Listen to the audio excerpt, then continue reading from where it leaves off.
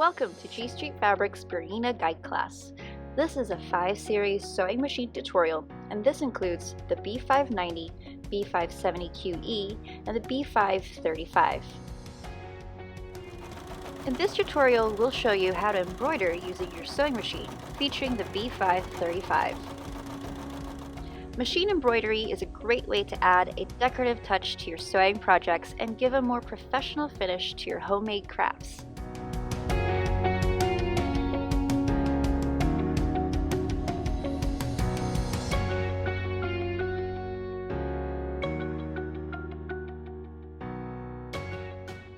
Let's start off this tutorial by turning on your sewing machine. Place your module to the left of your machine. Make sure that they are placed on a stable, even surface, and with enough room in front and behind the machine to allow the embroidery arm to move freely.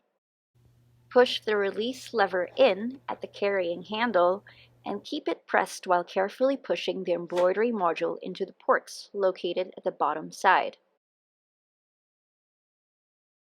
On your screen, you'll notice that the machine has automatically taken you to the sewing mode. Select the home icon and then tap Embroidery. From here, your screen will prompt you to bring your feed dogs down.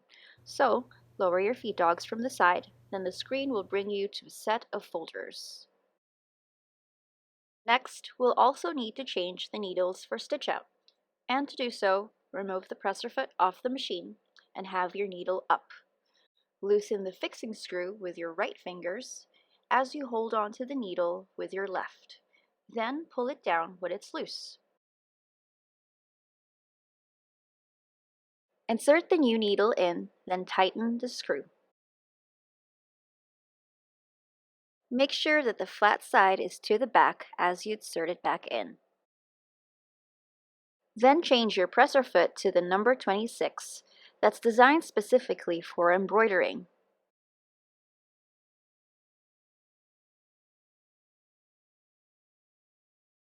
You can use the 5.5 or 9mm stitch plate, but if you have the optional straight stitch plate handy, this is sure to give you optimal results.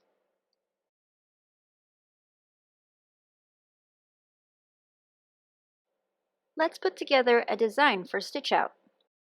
From the embroidery home screen, we're back with a set of yellow folders. First, we have the alphabet folder, the built-in embroidery motif folder, and the personal embroidery folder. The second button down from the side with the pencil icon is for editing your designs, while the third button down with the palette and number is the thread color chart. The last icon down is for embroidering, and we'll go into further detail as we go along. Now let's put together a design for stitch out. Select through the folders and we'll pick a design from folder number 5 and choose the steering wheel. Then once you select a design, it'll take you to the editing mode.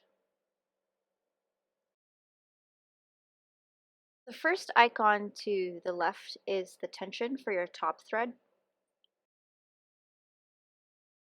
The second one is the presser foot selection, and it has recommended you to change to number 26. We've attached the number 26 but haven't confirmed yet on our system. The third icon down is the hoop selection. Your machine will recommend a hoop size that will fit your entire design. You can choose to change this to a larger hoop if available. The fourth icon down is the stitch plate and needle selection. It is also imperative to select the coordinating stitch plate here to the one being used so your machine can give you the correct notices or prompts. Basically, it's a safety feature, so you wouldn't accidentally shatter a needle or such. The second to last icon is for the feed dogs. It's already been brought down, therefore it should be in yellow. The last icon is the bobbin thread sensor, and that will flash when there is only 10% remaining in your bobbin. Before we continue designing our embroidery motif, let's walk through the icons over here. The plus sign icon inside the rhombus square shape is the combi mode. That allows you to add layers of motifs or lettering to create one whole design. If you select the combi mode, it'll bring you back to the memory and you can select a second layer of design to add on top of your existing one. We're going to add lettering to our motif and we'll choose a font from this folder. Down here you can choose upper or lower cases, numbers, and symbols.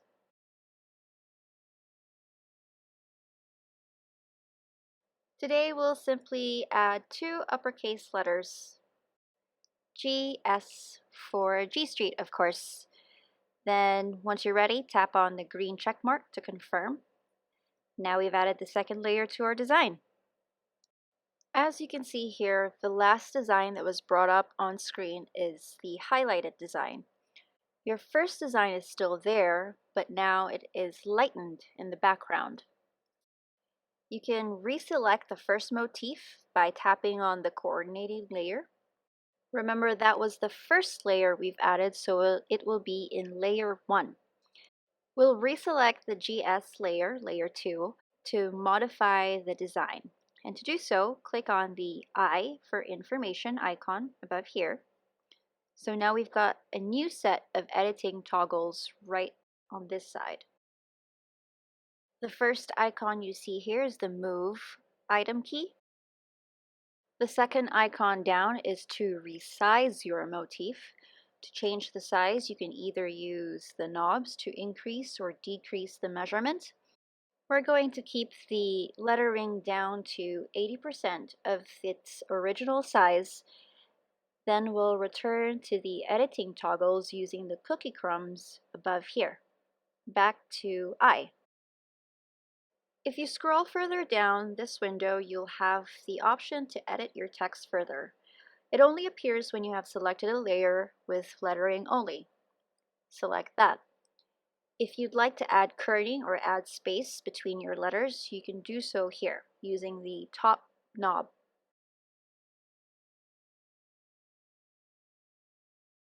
The second knob allows you to curve your text whether upward or downward.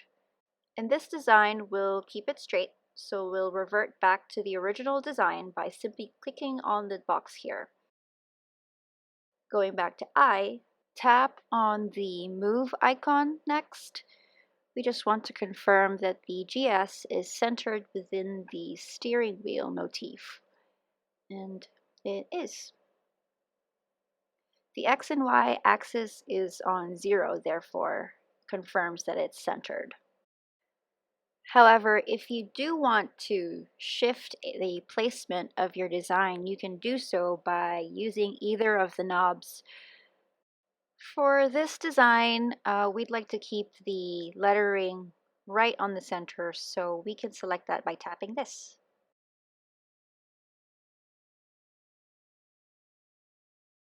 Returning back to the design layers, to edit both layers, simply click all the way down to the tray without the number.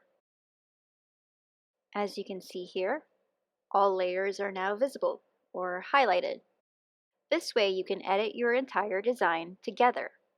For example, let's resize the design we've put together. Return to the Resize window, back to I, and using the knobs, decrease to the desired size. But in this stitch out, we'll keep it to the original size of 100%. Continuing from the editing options, the third icon down allows you to mirror your design horizontally. Below is the trash can icon. If you want to delete a layer or all layers depending on the layer tray you've selected. Up here is to rotate your layer. The next one down is to mirror your design, but vertically. The third icon is to copy or repeat a layer. Then the check icon is to check the size of your embroidery design. It activates the hoop to show you where the design placement is. Lastly, the altering your stitch density icon. There's a few more important things that we'd like to explain over here. The magnifying glass icon is where you can zoom in or out of the design. There are two key buttons here. The handle with the hand icon allows you to drag the screen to view certain parts of your design. The cross with the arrows pointing outward allows you to drag the motifs to wherever placement you'd like. And then there's the zoom in and out icons right here. Over here is the stitch out duration time on the top bar, and on the bottom bar is the total measurements dimensions of your design in millimeters. Once you're happy with the design, let's exit the window from the editing mode. Then let's view the thread color chart here, where we can change the color of our lettering. Right now it shows you two thread color changes for the blue steering wheel and the black lettering. If you touch the color palette icon, you can change the preview color through here. When you add lettering to your design, the default color will be in black. You can change the color through the color chart here. Select the circular arrow keys and find the coordinating embroidery thread brand, then the color number by scrolling up or down, or if you have the color number, just enter it in on the search button, which is the magnifying glass on the top right hand corner.